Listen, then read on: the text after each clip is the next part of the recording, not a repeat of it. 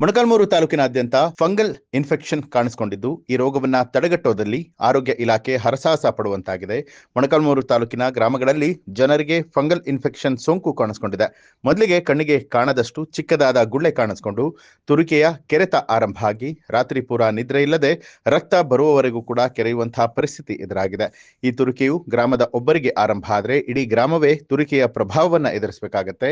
ಈ ಕುರಿತು ಆರೋಗ್ಯ ಇಲಾಖೆ ಗ್ರಾಮಸ್ಥರಿಗೆ ಮಾಹಿತಿಯನ್ನ ಕೊಟ್ಟಿದ್ದು, ತುರಿಕೆ ಕಂಡುಬಂದ ಗ್ರಾಮಗಳಿಗೆ ಅಧಿಕಾರಿಗಳು ಭೇಟಿಯನ್ನ ಕೊಟ್ಟು ಮುಂಜಾಗ್ರತಾ ಕ್ರಮಗಳನ್ನ ಕೈಗೊಂಡು ತುರಿಕೆ ಪ್ರಮಾಣದ ಗಣನೀಯವಾಗಿ ಇಳಿಕೆ ಮಾಡುವಲ್ಲಿ ಹರಸಾಹಸ ಪಡುತ್ತಿದ್ದಾರೆ.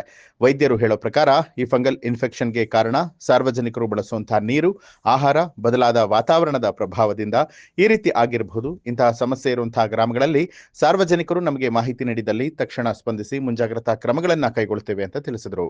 ಪ್ರಾಥಮಿಕ ಹಂತದಲ್ಲಿ ಏನು ಮಾಡ್ತೀವಿ, ಇದನ್ನು ಪರಿಶೀಲನೆ ಮಾಡ್ತೀವಿ. ಏನೇನು ರ್ಯಾಷಸ್ ಆಗಿದೆ, ಅದು ರ್ಯಾಷಸ್ ಮೇಲೆ ನಾವು ನೀರಿಂದ ಏನಾದರೂ ತೊಂದರೆ ಇದೆಯೋ, ಇಲ್ಲ ಊಟದಲ್ಲಿ ಏನಾದರೂ ವ್ಯತ್ಯಾಸ ಇದೆಯೋ ಅಂತ ನೋಡ್ತೀವಿ. ಯಾಕಂದರೆ ಎಷ್ಟು ನಾವು ಪಾಪ್ಯುಲೇಷನ್ ಒಳಗಡೆ ಜನಸಂಖ್ಯೆಗೆ ಎಷ್ಟು ಮಂದಿಗೆ ಆಗಿದೆ ಅಂತ ನಾವು ಫೈಂಡ್ ಔಟ್ ಮಾಡಬೇಕಾಗುತ್ತೆ. ಒಬ್ಬರಾಗಿದೆಯೋ ಅಥವಾ ಮಲ್ಟಿಪಲ್ ಆಗಿದೆ ಅಂತ ನೋಡಿಕೊಂಡು ಆ ರ್ಯಾಷಸ್ ಯಾವ ಥರ ಇದೆಯೋ, ಫಂಗಸ್ ಇದೆಯೋ ಅಥವಾ ಅಲರ್ಜಿ ಟೈಪ್ ಇದೆಯಾ, ಏನಾದರೂ ತಿಂದಾಗ ಅಲರ್ಜಿ ಆಗುತ್ತೋ ಅಥವಾ ಬೇರೆ ಏನಾರಾದರೂ ವಾಟರ್ ಸೋರ್ಸಿಂದ ಏನಾದರೂ ಆಗಿದೆಯಾ ಅಂತ ನಾವು ಒಂದು ಸ್ವಲ್ಪ ಅದನ್ನು ನೋಡಿಬಿಟ್ಟು ಎಷ್ಟು ಮಂದಿ ಆಗಿದೆ ಅಂತ ಕೌಂಟ್ ಮಾಡಿಬಿಟ್ಟು ಅದ್ರ ಮೇಲೆ ನಾವು ಐಡೆಂಟಿಫಿಕೇಷನ್ ಮಾಡಿ ಸರ್ವೆ ಮಾಡ್ತೀವಿ. ಇದೆಲ್ಲ ನೀರಿನ ಫಾಲ್ಟ್ ಆಗಿದೆಯೋ, ವಾತಾವರಣದ ಏನಾದರೂ ಚೇಂಜಸ್ ಆಗಿದೆಯೋ, ಇವ್ರು ತಿಂತಕ್ಕಂಥ ಆಹಾರದಲ್ಲಿ ಏನಾದರೂ ತೊಂದರೆ ಇದೆಯೋ ಅಂತ ನಾವು ಅದನ್ನು ಪರಿಶೀಲನೆ ಮಾಡಿಬಿಟ್ಟು ಪಂಚಾಯತಿಗೆ ಏನಾದರೂ ನೀರಿನ ತೊಂದರೆ ಇದ್ದರೆ ಪಂಚಾಯತಿಗೆ ಒಂದು ಅವ್ರ ಗಮನಕ್ಕೆ ತಂದುಬಿಟ್ಟು ಒಂದು ಲೆಟ್ರ್ ಮುಖಾಂತರ ತಗೊಂಡ್ಬಂದ್ಬಿಟ್ಟು ಅದನ್ನು ಕ್ಲಿಯರ್ ಮಾಡೋಕ್ಕೆ ನಾವು ಇದು ಮಾಡ್ತೀವಿ.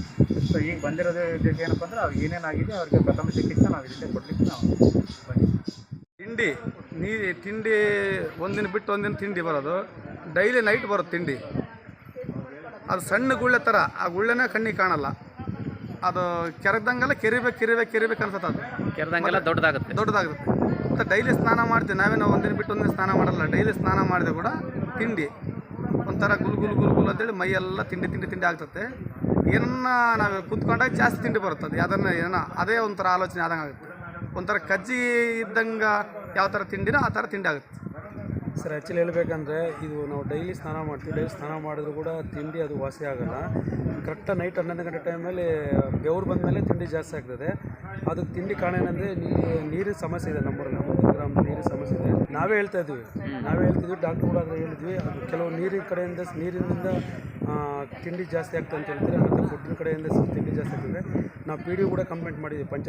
ಚಿಕ್ಕಳ್ಳಿ ಪಂಚಾಯತಿ ಪಿ ಡಿ ಕಂಪ್ಲೇಂಟ್ ಮಾಡಿದ್ವಿ. ಅಲ್ಲಿ ಒಂದು ಲೀಕೇಜ್ ಆಗ್ತದೆ ಸರ್. ನೀರು ಲೀಕೇಜ್ ಆಗಿ ಅದರಲ್ಲಿ ಆ ಲೀಕೇಜ್ ನೀರಲ್ಲಿ ಕೊಪ್ಪೆ ಪಾಚ್ ಬರ್ತದೆ. ಆ ನೀರು ಯೂಸ್ ಮಾಡಿದ್ರೆ ನಮಗೆ ತಿಂಡಿ ಆಗ್ತದೆ ಸರ್. ಅದು ಈಗ ಆ್ಯಕ್ಚುಲಿ 1 ತಿಂಗಳಿಂದ ಈಗ ಆಗ್ತದೆ ಸರ್. ಅದು ಪಿ ಡಿ ಗಮನಕ್ಕೆ ತರಿಸಿದ್ವಿ. ಎಷ್ಟು ಸರಿ ಹೇಳಿದ್ರೆ ಆಯಿತು, ಅದೇನಿದೆ ರಿಪೇರ್ ಮಾಡಿಸ್ಕೊಡ್ತೀವಿ ಅಂತ ಹೇಳ್ತಾರೆ. ನ್ಯೂಸ್ ಅಲರ್ಟ್, ನಿಮ್ಮಿಂದ ನಿಮಗಾಗಿ.